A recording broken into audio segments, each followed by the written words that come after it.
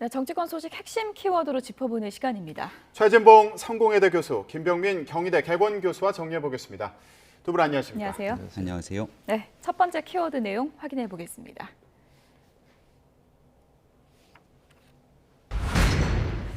네, 한동훈 휴대폰 비밀번호도 못 풀어놓고 이제 와서 사과나 해라.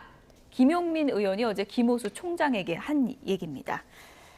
네, 김호수 검찰총장이 어제 국회를 가면서 개혁안을 들고 갔는데 길게 설명은 했지만 결국은 면박만 당했습니다. 어떤 얘기인지 들어보시죠.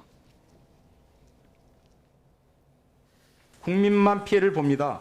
스스로 사실관계 확인을 할 수 없어 경찰을 통해야만 한다면 국민의 인권 보호나 수사상 적법 절차 통제가 가능하겠습니까?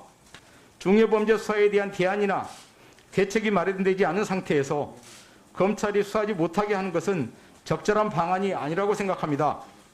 저희 검찰이 다 잘했다는 것은 결코 아닙니다. 성찰하고 반성하겠습니다. 앞으로 국가 운영이나 발전과 깊은 관련이 있는 법안을 지금과 같이 2주 안에 처리한다라는 것은 절대로 적절하지 않다라는 말씀을 드리겠습니다. 한마디 사과와 반성도 없이 지금 이게 뭐 하시는 겁니까? 총장님 취임하신 지 1년 정도 지났는데 그동안 뭐 하셨어요? 국민들로부터 신뢰받을 수 있는 어떤 조치를 취했습니까? 한동훈 검사 핸드폰, 휴대폰 비밀번호도 못 풀어서 무혐의 처분했고 그리고 도이치모터스 주가 조작 사건 제대로 수사도 못했고 그러니까 검찰이 이 언제부터 법이 국민을 지금 걱정했다고 민주당을 위한 그럽니까? 법이라는 거 아닙니까? 오로지 김영민 의원님. 검찰의 이익을 위해서 지금 나오신 거 아닙니까? 그거부터 지금 반성하고 그렇게 사과하셔야 말씀하시면 돼요. 안 되죠.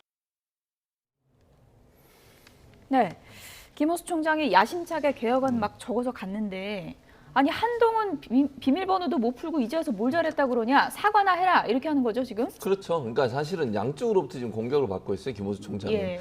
본인이 이제 여러 가지 그 전까지 예를 들면 검찰총장 할 때까지 뭐 지금도 검찰총장이죠. 그러니까 정권 당선되기 전까지만 해도 뭐 검찰의 수사권 폐지에서 긍정적인 평가도 하고 그렇게 하겠다 약속해 놓고 이제 와서 바뀌고 나니까 검찰이 반발하니까 거기에 또 총대를 메고서 본인이 앞서서 앞장서서 하고 있고 이러다 보니까 예. 양측이 저분은 정말 대체 무슨 생각을 갖고 계신 분일까 이런 비판이 있을 수밖에 없고 이제는 민주당으로부터 비판을 받는 상황이 돼버린 거죠. 물론 이제 김호수 검찰총장은 검사 출신이기 때문에 본인 입장에서도 검찰의 입장을 대변하려고 한다고 이해는 할 수 있겠습니다만 그런 태도가 일관성이 없다 보니까 결국 그런 논란이 있는 것 같고 아마 이제 김용민 의원 같은 경우는 그런 얘기를 하고 싶은 것 같아요. 그 검찰이 이렇게 수사권 폐지의 논란까지 불러오게 된 이유가 검찰이 제 식구 감싸게 하고 제대로 공정한 수사를 하지 못했기 때문에 그런 부분 때문에 이렇게 온 것인데 그걸 강조하려고 하다 보니까 그러면 왜 그 수사도 제대로 못했느냐 이렇게 이제 뭐 공격을 하는 것 같고요. 김호수 총장 입장에서는 지금 상황에서는 검찰을 대변해서 얘기해야 되는 상황이고 그런 상황이다 보니까 결국 이제 서로 이 대결 구도로 갈 수밖에 없는 구조가 되지 않나 이렇게 생각을 합니다. 네. 그럼에도 불구하고 김호수 총장이 한 말을 보면은 네. 국민들만 피해를 볼 거다. 이거 위헌이다. 이렇게 요약할 수 있는 거 아닙니까? 네, 김호수 총장 입장에서는 시종일관 같은 얘기를 하고 있고요. 이 얘기는 김호수 총장만의 얘기가 아니라 각종 전문가들, 시민단체를 비롯해서 또 정의당까지도 나서서 문제를 제기하고 있는 상황이기 때문에 이러한 목소리에 대해서 민주당이 귀를 좀 기울여야 되지 않을까 싶습니다. 어제 법사위에서 김용민 의원이 김호수 총장을 향해서 굉장히 여러 쓴소리를 내뱉었는데 결국은 정쟁의 한복판에서 검찰총장을 끌어당기는 것 아닌가 이런 생각을 지우기가 어려웠고요. 김호수 총장은 과거에 법무부 차관을 지내지 않았습니까? 문재인 정부의 검찰 개혁을 위해서 누구보다 나름대로 노력했던 사람이었고 그 검찰 개혁의 일환으로 만들었던 여러 법안들이 있습니다. 그때 민주당과 논의했던 일들이 있을 텐데 이제 와서 다른 목소리를 내고 나니까 김호수 총장 입장에서도 민주당을 향해서 참 할 말이 많은데 그 말들을 꾹꾹 눌러 참는 모습이 아니었나 싶습니다. 예. 어쨌든 문재인 대통령 만난 자리에서 검찰도 개혁이 필요하다. 그렇게 하는 게 중요하다라고 해서 지금 개혁안을 만들지 않았습니까? 그 개혁안 자체도 또 의미를 좀 평가해야 되지 않을까요? 그렇죠. 그러니까 예. 개혁안이라고 하는 걸 이제 내놨는데 그게 몇 가지 방안들이 있더라고요. 근데 그것도 사실은 100% 양쪽으로부터 환영을 받는 건 아니에요. 예를 들면 뭐 수사권은 폐지하고 수사 지휘권을 유지한다거나 아니면 국회 비공개로 사람들이 다 나와서 예를 들면 검사장급 이상이 나와서 보고를 한다거나 지금은 이제 국정원의 같은 그런 케이스인데 이것도 여러 가지 이제 논란이 될 수 있어요. 왜냐하면 수사 중인 사안에 대해서 와서 검사장들이 얘기를 하고 국회의원들이 그걸 질문하고 이러면 압박이 될 수 있잖아요. 수사가 공정히 이루어질 수 있을까 이런 문제가 되는 것 같고 그다음에 이제 그 수사 지휘권 같은 경우에는 본인이 이제 얘기를 했는데 대검에서는 이거는 검찰총장의 개인 입장이지 대검의 입장은 아니다 이렇게 또 선을 그어버렸어요.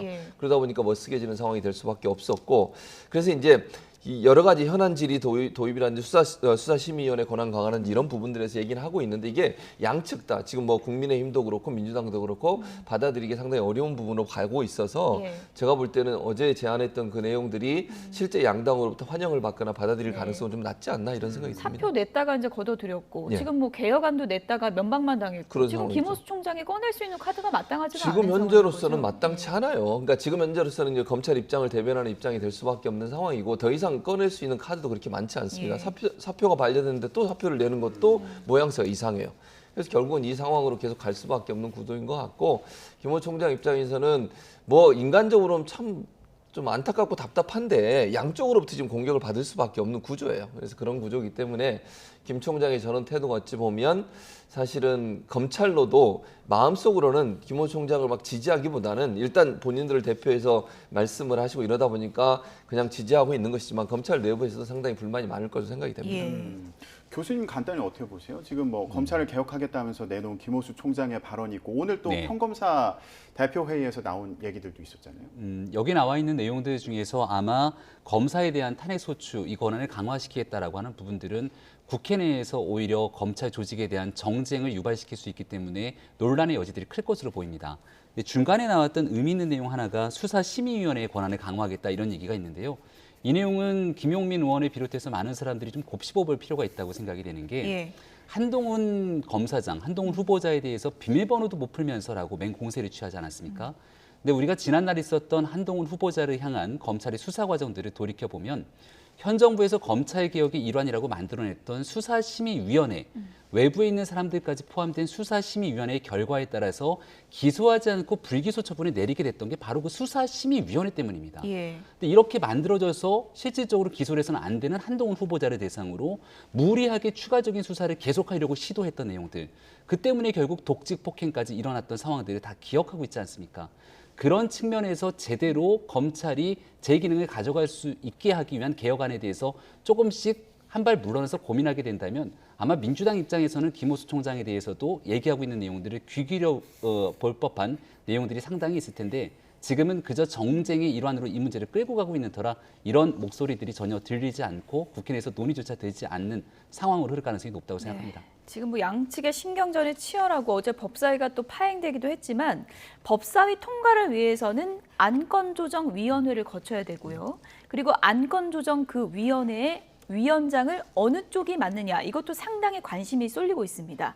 이게 지금 양측 수싸움이 치열한 게 내용을 보니까 나이가 많은 쪽이 이긴다면서요? 왜냐하면 안건조정위원회 이제 국회에 관례가 그렇게 돼 있어요. 관례가 이제 의원들이 모이면 6명이면 예컨대 그 중에 연장자가 대체적 위원장을 맡는 경우가 많거든요. 관례에 따라서. 그렇죠. 관례에 따라서 뭐 법에 정해진 건 아닙니다만 대체적으로 그렇게 하는데 다른 데서 다 그렇게 했는데 이번만 다르게 하면 또 이상해지는 거잖아요. 그러다 보니까 관례를 따를 가능성이 있는데 그러다 보니까 이제 사배모임을 해가지고 이 안건조정위에 들어오신 분들의 이 명단을 보니 점점 나이 많으신 분들을 자꾸 선임을 하는 거예요. 왜냐하면 지금 보니까 국민의힘 같은 경우에 한기호 의원을 선임을 했고 저희 그래픽을 좀 보여주시죠. 예. 설명을 좀 그래픽을 보면서 하면 좋을 것 같은데요. 근데 한기호 의원 같은 경우 52년생이세요. 원래 국방위에 있는데 법사위로 지금 보임을 했고요. 그리고 민주당에서 여기에 맞불을 놔서 김진표 의원을 법사위에 합류를 시켰는데 47년생이세요. 5살이나 더 많네요. 많으시죠. 그러니까 만약에 이 두 분이 정말 법사위에 들어가서 안건조정에 들어가게 되면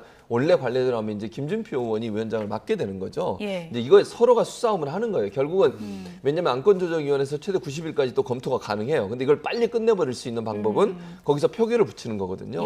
지금 양영재 의원도 거기에 들어가 있는 부분이긴 한데 우리가 나중에 얘기 나눌 그 부분과 그다음에 연장자를 누구냐. 만약에 3대 3이 돼서 공동이 돼버리면 위원장이 결정할 수 있는 권한이 있거든요. 그렇군요. 위원장을 가능한 연장자를 앉혀서 그분이 이제 주도권을 쥐고서 안건조정위원회 빨리 통과시킬 수 있게 할 거냐. 이게 민주당의 아니라고 하면 국민의힘은 거기서 최대한 시간을 끌어서 예. 윤석열 정부가 출범한 이후에 하도록 할 거냐. 이런 수싸움이라고 볼 수 그럼 있겠죠. 저 상황에선 지금 김진표 의원이 이 위원장을 하게 되는 상황이네요. 지금 상황은 그렇게 예. 보여져요. 예. 연장자로 한다는 관례를 따른다고 하면 그럼 그럴 국민의힘에는 가능성이 있죠. 더 연장자를 또 내지 않을까요? 어떻습니까? 추가적인 연장자를 찾을 수 있나 한번 생각이 되는데요. 예. 여기서 중요한 것은 위원장을 누가 맡는지도 중요한데 예. 훨씬 더 중요한 건 무소속인 양양자 의원의 역할이 제일 중요합니다. 그러니까 여야 동수로 구성돼 있지만 무소속인 양양자 의원을 사실 야당의 몫으로 배치를 한 것 아니겠습니까? 여기서 민주당이 동조하는 목소리를 내게 되면 이 안건조정위원회를 사실상 무력화시키면서 이 법안을 빠르게 통과시킬 수 있게 되는 가능성이 높아지는 건데 지금 어제부터 대한민국 뉴스를 뜨겁게 달구고 있는 게 양양자 의원이 쓴 것으로 추정되는 글. 여기에 대해서 조금 전까지 나왔던 언론 보도를 보니까 실제 양양자 의원이 쓴 글로 추정된다는 얘기들이 많이 나오고 있습니다. 어떤 내용인고 하니 문재인 대통령의 영입 인사로서 과거에 총선에 나올 때 무명의 양양자 의원을 당시 문재인의 영입 인사로 소개가 됐던 그 기억이 저도 생생한데요.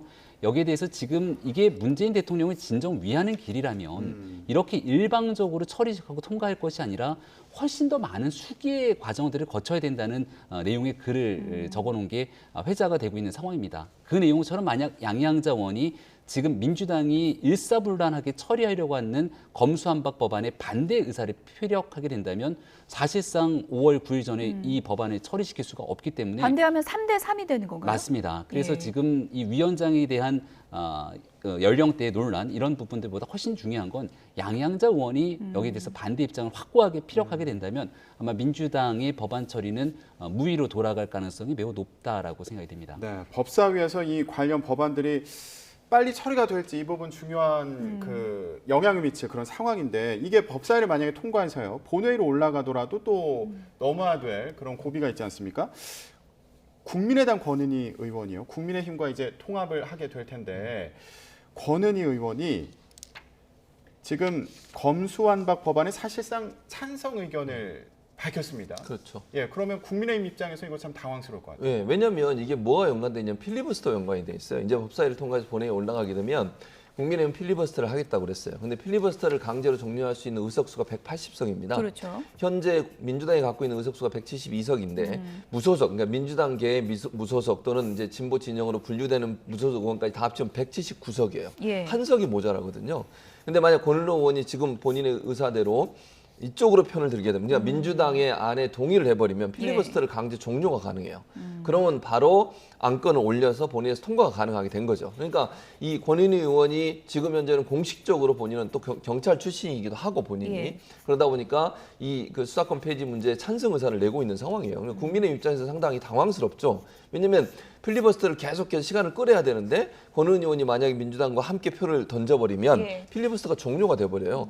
그러면 안건이 바로 상정될 수 있는 길이 열리게 되는 거거든요. 그러면 원래 계획, 국민의힘의 계획은 아까 말씀드린 것처럼 윤석열 정부 출범하기 전까지는 이걸 막아야 되는 게 목표인데 그 목표가 무산될 수 있는 위험성이 있는 거죠. 예.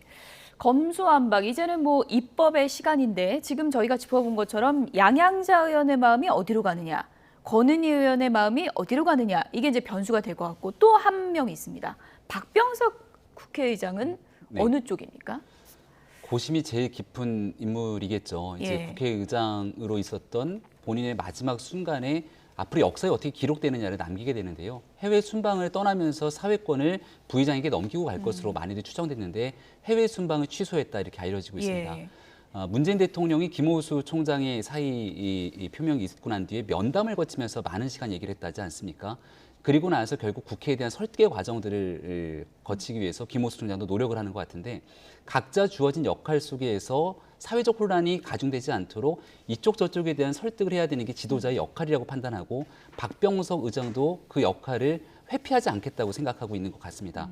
그렇다면 지금 민주당 내에서 일사불란하게 처리하려고 하는 내용들에 대해서 박병석 국회의장이 민주당 출신의 의장이기 때문에 모종의 역할을 하지 않을까 싶은데요. 이 부분에서 만약 박병석 의장이 추가적인 설득 과정을 거치고 박병석 의장이 할 수 있는 역할들을 충분하게 수행하게 된다면 아마도 이 민주당이 처리하려고 하는 검수완박 법안이 박병석 의장의 문턱에 걸릴 가능성도 배제할 수는 없다고 그렇군요. 생각합니다. 네. 박병석 의장 같은 경우에 이전에도 그렇게 중재하는 모습을 여러 차례 보여주지 않았습니까? 앞으로 이 검수완박 법안 관련해서 국회에서 어떻게 전개될 것 같으세요? 그러니까요. 저도 이제 박병석 의장의 태도는 예상이 불가능해요. 저는 그렇게 봐요. 물론 민주당 출신이긴 하지만 항상 그 태도를 보면 합의해라. 여야가 합의해서 그걸로 처리하기 원한다. 이런 입장을 계속 보였거든요. 이번에도 지금 중재하면서 물론 중재가 무산되긴 했습니다만 다 원내대표 불러놓고 중재안 내라. 합의해라. 이렇게 지금 압박을 하고 있어요. 그러니까 직권상정을 하지 않으면 안 되는 거거든요. 의안이 상정되려면 여야가 합의를 해야 되는데 여야 합의는 안 되는 상황이잖아요. 예. 그러면 할 수 있는 유일한 방법은 의장이 직권상정을 해야 되는데 직권상정에 대한 의지가 없으면 결국 이제 시간이 계속 가는 거예요.